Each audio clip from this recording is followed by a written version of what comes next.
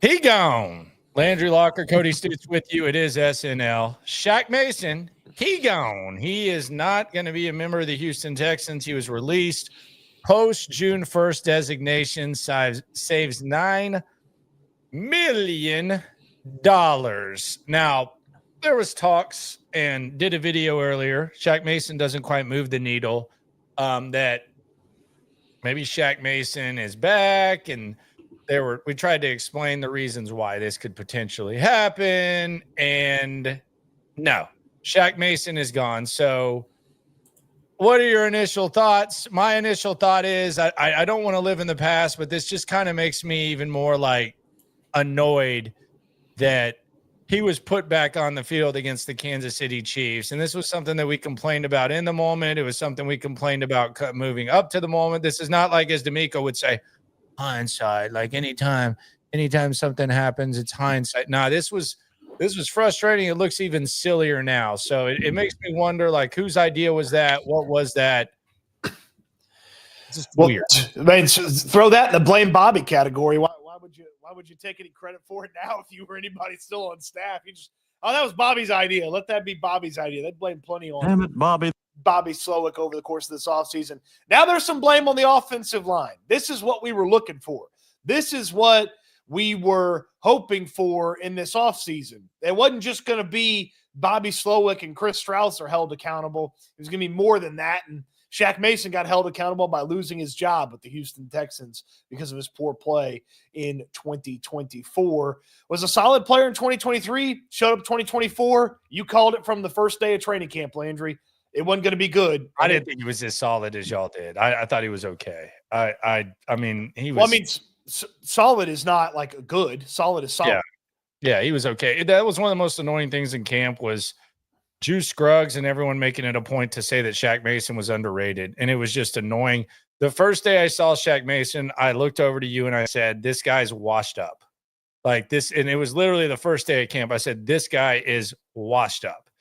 And there's just some, maybe it's the Justin Britt, maybe it's the Matt Khalil. Like you can just kind of tell when these guys are washed up. This guy was washed up. He was fat. Like I know that, and I'm not trying to be disrespectful. He was always a heavy guy. He was fat. And as soon as he got paid, he got fat. Like, and that's the most frustrating part is he was supposed to be a veteran. The guy was out of shape. And you even the Alexander article that came out the other day where he predicted that Shaq would be back. Swing and a miss, maybe even a look at a miss. I don't know. But even then he was like hinting that he was out of shape and hurt last year and all that, but he was fat. Like it's just go. Like I challenge everyone. Shout out to the chat. Shout out to all the SNL subscribers, the locker room, all that. Here's what I want you to do.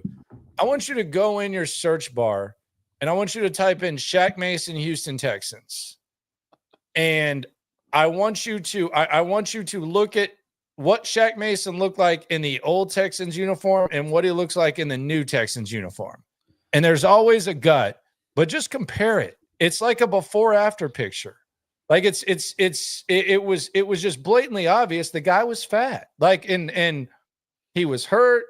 He wasn't good. He was overrated. I don't know what this means for Titus Howard. I don't know if this means that Titus Howard might be safe now, but the reason why we were even entertaining the possibility of Shaq Mason being back, and this is what's even more funny about it, is they liked him enough to give him the extension. D'Amico Ryans played him in a playoff game after the other offensive line was playing average-ish. Like, I don't know if I want to say good. You shouldn't have made that change. Yeah, and that was an initial immediate, like, what are they doing? And to your credit, if I'm going to pat myself on the back for saying he's washed up, I'm seeing his fat ass on the cart, like going to practice, and I'm like, dude, there's no way they're going to start this guy, like, if he's healthy. And you said, okay, yeah, they might. And I said, dude, shut up. And you were like, no, seriously, like that's just kind of how they roll. And that is what they did. And he was even worse than he was before, and he was one of the worst tackles in the league. He allowed the second most pressures or second most sacks at 8 and the second most pressures with 39, and he missed damn near a third of the season. He was awful. Yeah, it's not good. Not good for Shaq Mason. And let's do that little side-by-side. Yeah, look at that. Look at that guy on the right. That's last year. No, that's 2 years ago. Yeah, now look at that. That's last season. That's this last season. Look at that. And then look at the other one. First season with the Texans. Look at it. He was fat. Notice the trimness around the chest. And then, that's what I'm saying. He was fat. Like, it was blatantly obvious. In addition to not getting the job done when he was in front of guys, he also just didn't know what to do sometimes. There were guys getting free rush on CJ Stroud because Shaq Mason didn't touch anybody, or Shaq Mason blocked the wrong guy, or Shaq Mason, nothing went right for Shaq Mason last season. They needed to move on from him. They do that. They don't get the $9 million in cap savings until June. So that's an unfortunate element. It's not like you could repurpose that $9 million right into free agency. There's no IOUs either. So yeah, it's not like you can say, hey, we'll agree to this later. Like it doesn't work like that. Yeah. So that $9 million in June, I mean, that probably gets handed to Derek Stingley in a contract extension would be my guess. Is, they free that up, that $9 million, kind of where everything is after free agency and the draft. Derek Stingley gets his deal in June or July before training camp gets going, but no more Shaq Mason. And they had a need for guard before Shaq Mason left the team. Now they still have a need for guard with Shaq Mason off the team. Yeah, they got to figure that out. Put that side by side up again. Like I'm just telling you, like it's insane. Right. Yeah, there you go. That guy looks like he might be able to maul somebody. There you go. All right, now let's get paid and see how that looks. I mean, come on. I mean, the same dude. It's like it's not. I mean, he was fat. He was fat. The darker color might be a little slimming. No, it's not. This is what he looked like in New England. Yeah, that's what I'm saying. Like he's not. That's like, to Laramie Tunsil's credit. Say what you want about him, and we do. Like he's physical. Like his physical physique is the same from each to each. Look at that. It's crazy. Let's do all three. So New England, first year with the Texans, second year with the Texans. Fat, dude. I mean, he wasn't in shape. He doesn't deserve like sympathy. Like the opportunity to come back. Yeah. No, the stuff he could control, he didn't even control. He acted like a undisciplined rookie in more ways than one. And he is one of the most disgraceful Texans that I have ever watched in my entire life. So I'm not going to sit here and thank Shaq. Nick Caserio might have a soft spot for Shaq because he has like the New England memories for him. Shaq Mason is one of the most disgraceful Houston Texans that I've ever watched. Period, point blank, end of story. The crap he pulled this year was pathetic. Good for him for getting paid, but he sucked, and he was the worst offensive lineman on a bad offensive line. Sorry, I'm not sorry. That's saying something because Kenyon Green played this year, and he wasn't very good. Yeah, but you know what Kenyon Green did? He controlled what he could control. And it's not like Kenyon Green was like good at one point. Kenyon Green might just not be good, but he's doing everything that he can to be good and trying. So I'll take that over Shaq Mason. Yeah, so bye-bye. I'm glad I don't have to watch him play anymore. So Shaq's gone. Do we feel like that's the last offensive lineman that's losing their job this offseason? Titus should be careful. I think it's going to be based on opportunity. I don't think they're just going to say, okay, we're going to get rid of him. I can see a scenario where Titus Howard's back, but if there's an opportunity where they feel they have a really good left guard or they decide that they like a swing tackle, then we'll figure that out. But that's just kind of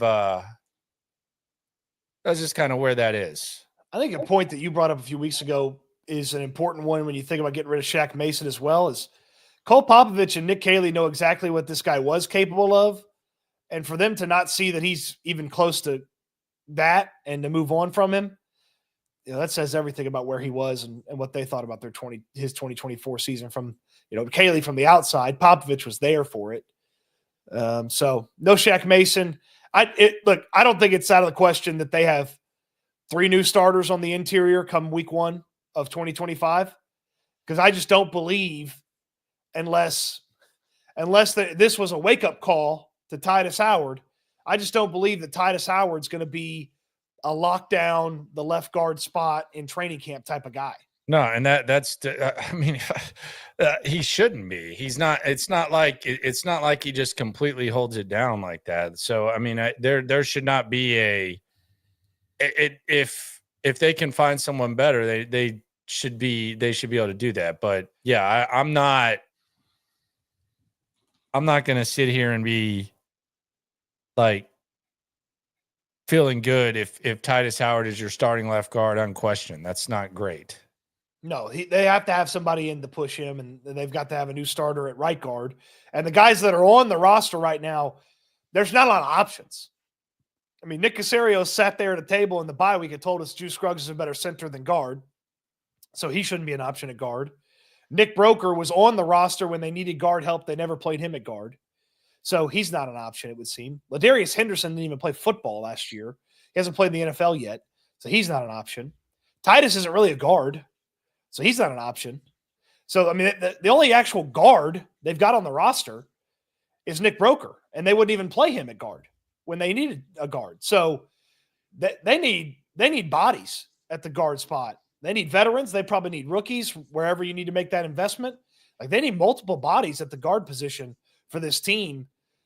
And I do wonder if Nick Caley has a little bit more deft eye with what they need out of the offensive line and can help Nick Caserio come along, because that was his hand-picked offensive line in 2024. It wasn't very good. You know, they left the 2023 draft with a vision. It took them a longer than a year to execute that vision. That vision sucked. It was Tunsil, Green, Scruggs, Mason, and Howard, and that wasn't a good offensive line. Well, I just think it needs to be accepted. And I said this, like the Shaq Mason release, couple things, but they've been piss poor at evaluating offensive linemen in every way you can be. And this isn't new. This isn't new information. This isn't a new notion by me, but they've been piss poor in every area when it comes to that. Other thing about Titus Howard, like, he might want to follow the Tunsil diet too a little bit more than the Shaq. I'm not trying. I mean, I'm just saying, like, it's getting to where he's kind of like, look at his pictures in last year's uniform and compared to this year's too. It's a little bit different too. So it would be nice. Like, I don't think you copy Laramie Tunsil the way he moves, but like the way he eats and the way he takes care of his body. If you want to copy him, like, the t-shirts are cool and the style and the attitude and stuff, that's cool. But maybe like copy that diet that Laramie Tunsil has. Cause Shaq damn sure didn't. And Titus was kind of creeping with it last year. There are some people pretty close to that situation that kind of said, I don't know if Titus is really is in as good a shape as he's been. He kind of looks a little bit more like a guard than he did a tackle. Let's see here. Go look at him at the Senior Bowl. Look at Titus Howard at the Senior Bowl. Well, I mean, that was, what, 7 years ago? Okay. Tunsil's always in shape. I mean, he's. I mean, Tunsil lost weight. No, he's always in shape, dude. Like, it's not. There's nothing you can question about though. Whatever the hell he's doing, copy that. Like, copy Laramie Tunsil when it comes to that. We got Titus in the old uniform. Okay, look at that. Look, that looks like a right tackle to me. That looks like a right tackle to me. Titus in the new uniform. Old uniform. Let's see if I can get another. Even get him in that battle red. Like, even as that went on, it's getting bigger and bigger. There's not a lot of people take pictures of Titus Howard, unfortunately. Yeah, get the battle red one. There's a battle red photo of him in a battle red. That's back. Yeah, down there on the left, bottom left. That's back in the day. Yeah. Oof. Yeah. What? Yeah, I'm just saying, like, yeah, these guys aren't in shape, man. Like, they're not in shape. No one wants to say it. They're not in shape.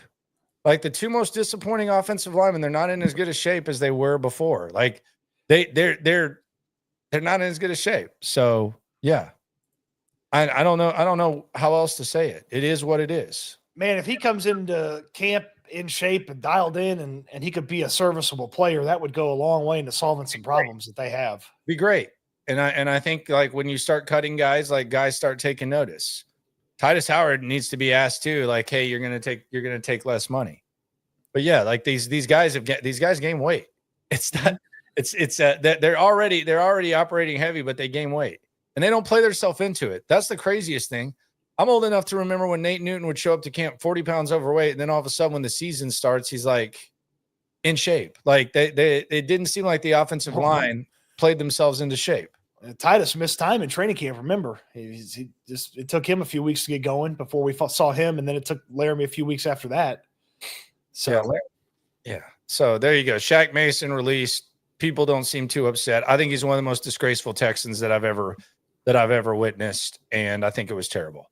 And I think it also is. These two guys are kind of an indictment on the opportunity to take advantage of CJ Stroud's rookie contract. They failed miserably at that. Like when you look at what they have to show for it, they failed miserably. Like that opportunity that we talked about, and we talked about it nonstop. The second CJ Stroud, I don't think you could do a worse job of capitalizing on a quarterback's rookie contract when it comes to spending money than the Texans did. It was bad. Now, good thing is you have a good coach. Good thing is you can draft well. Good thing is what's true today is not true tomorrow. But for that little opportunity that we talked about, bye-bye, gone. Yeah, the only positives they could take from it is Danielle Hunter and being able to pay him because they could have fit basically everything else in there. But Schultz was a bad deal. Titus getting his unnecessary contract extension was a bad deal, and Shaq's deal turned him into a real bad deal real fast. Swarm in the soup. You ain't never hate. Swarm. Someone says, I heard Cody was a big fan of Kaimi Fairbairn. I'm not. As I said yesterday, I don't give a damn about the kicker. You were pretty mad about it. You were Johnny Cochran in him. Definitely wasn't doing that. Definitely were. We can check the tape on that. That will not go well for you. You're the one that said, I don't want to get rid of him. What? Fairbairn? Yeah. No, I said it's cheap. Then you're like, yeah, let's go get somebody off the street. Trill, see, you're doing it again. Trill Kick X. Hal Snack Mason lost his jobs on his day off. Cody need a brisket, fried rice, rodeo review, please. So they have brisket, fried rice now? I suppose they do, and I can find that for you. So you're going to check out the brisket, fried rice, huh? Yeah, I'm going to do some food reviews from the rodeo over the next few days.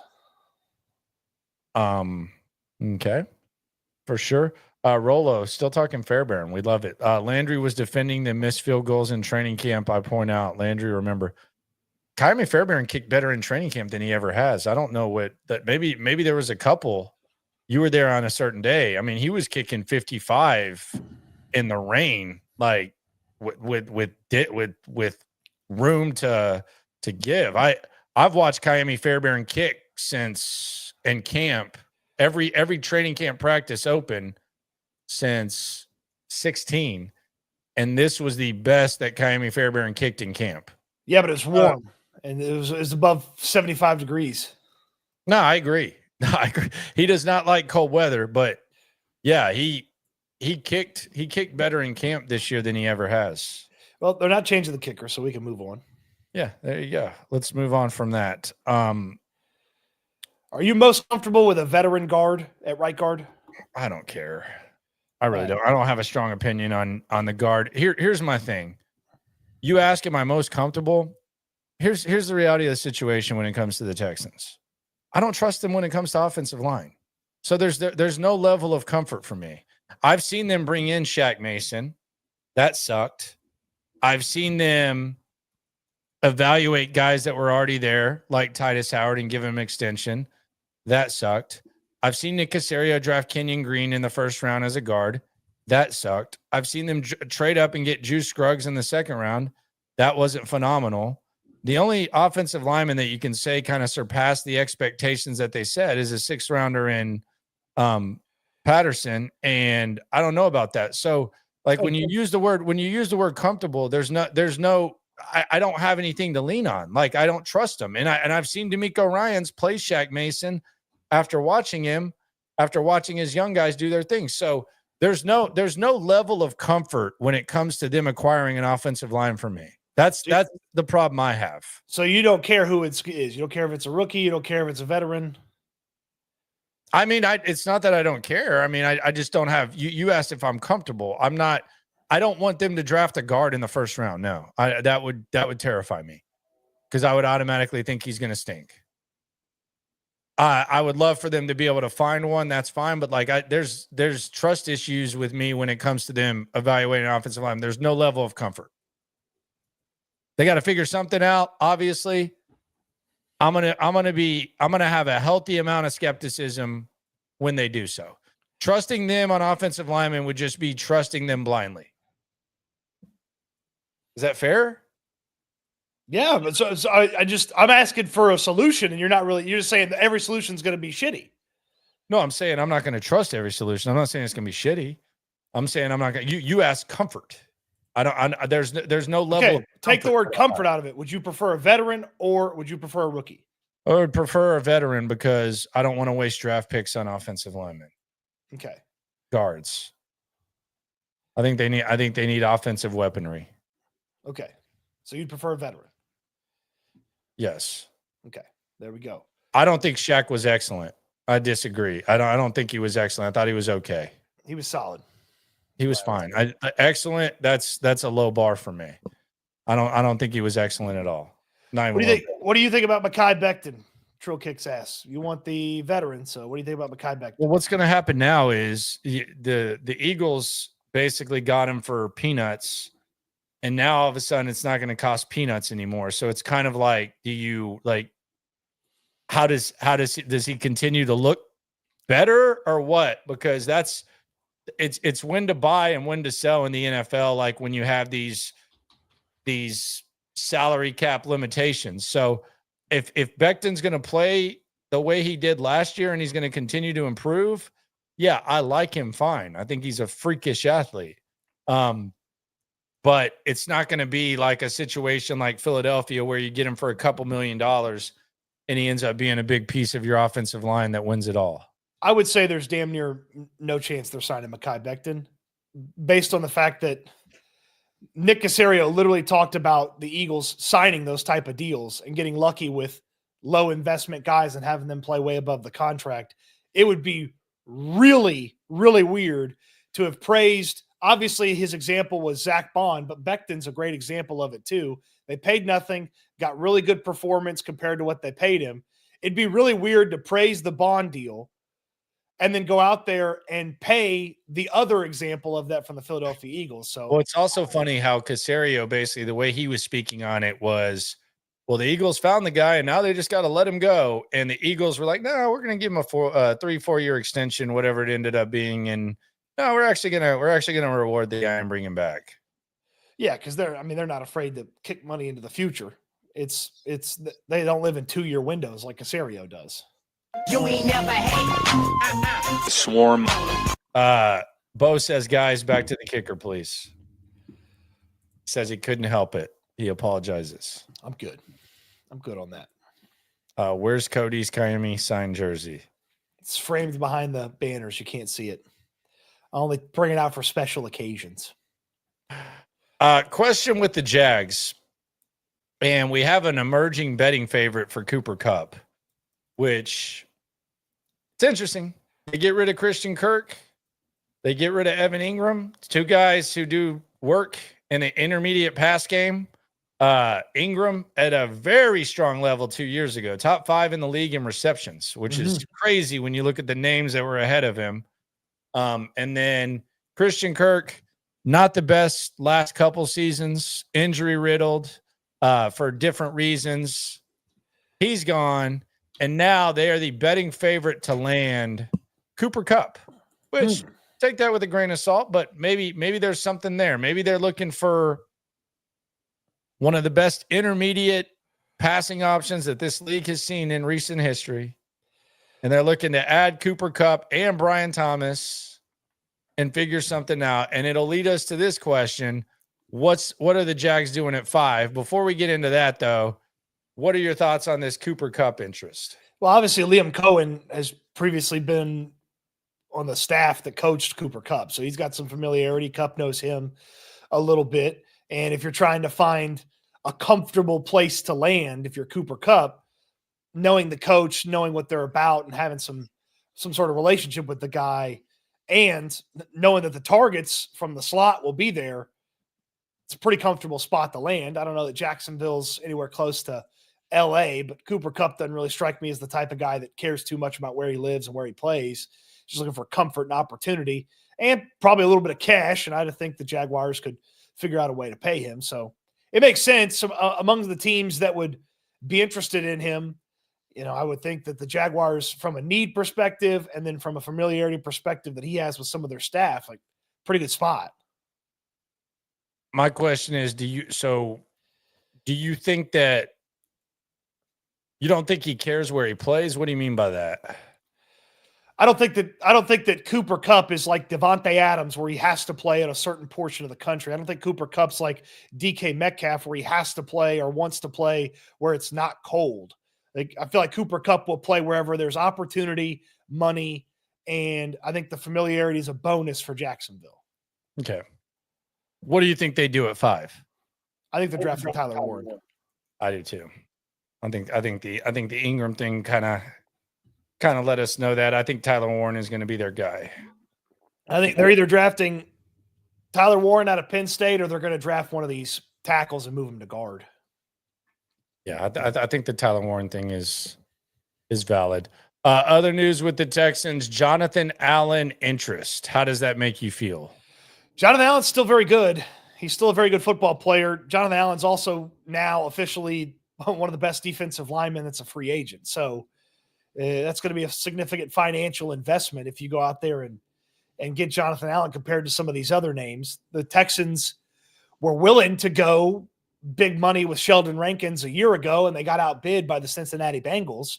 So, you know, obviously some things have changed, but they still need defensive linemen. They've got Tim Settle, who played for them last year and started some games. They've got Tommy Togiai, who's a backup, and they've got Kurt Hinish set to come back, according to Aaron Wilson.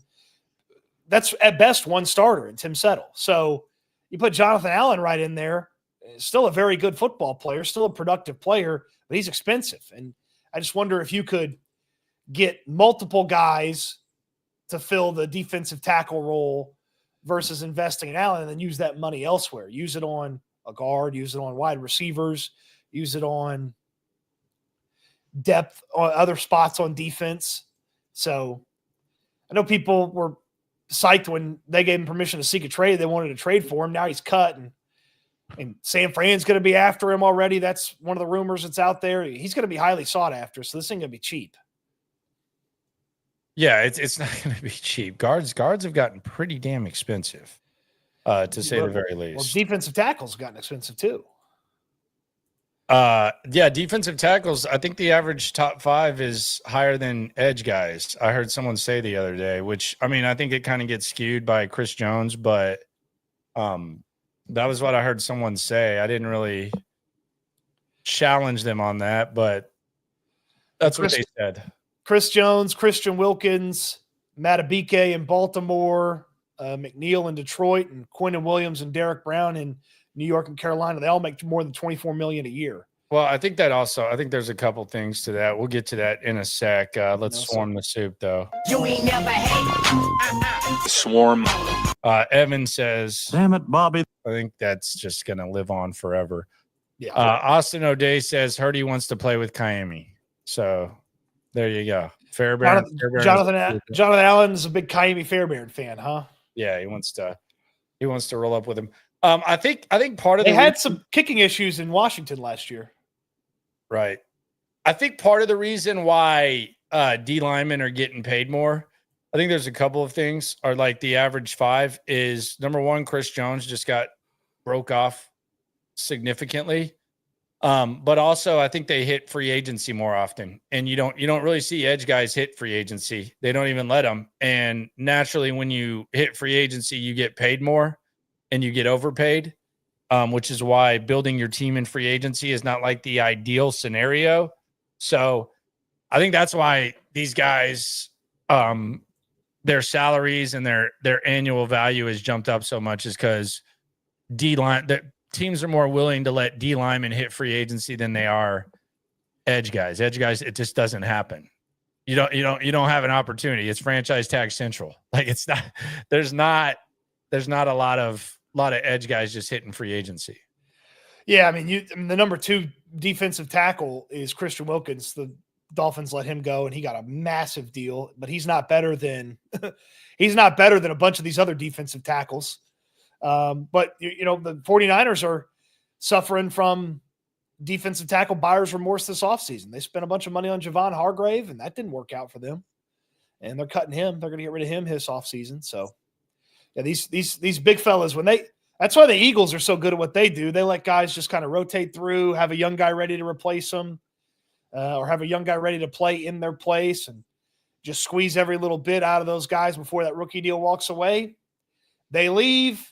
Eagles keep their guys. They spend a little bit of money in free agency. They get comp picks when those guys go somewhere else. And Howie's got it down to a science up there in Philadelphia.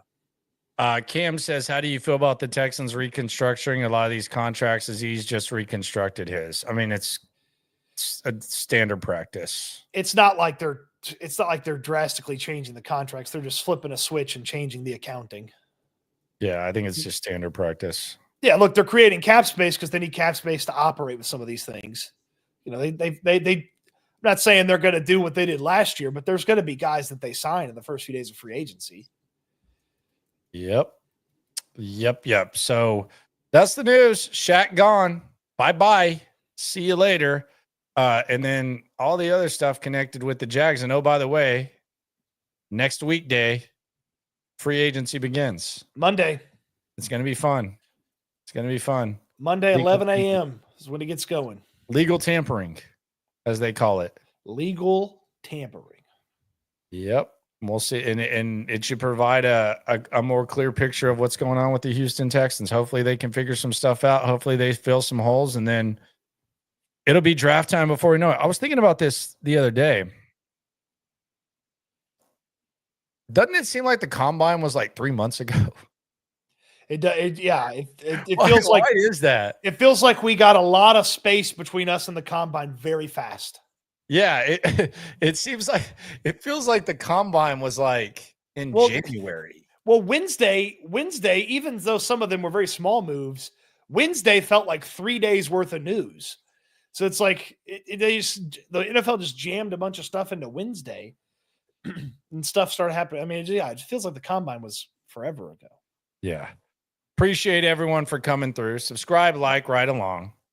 Always remember, when it comes to this Texan stuff, we're all in it together. Eat good, sleep good, be good. We'll talk Texans again soon. Thanks for watching, everybody.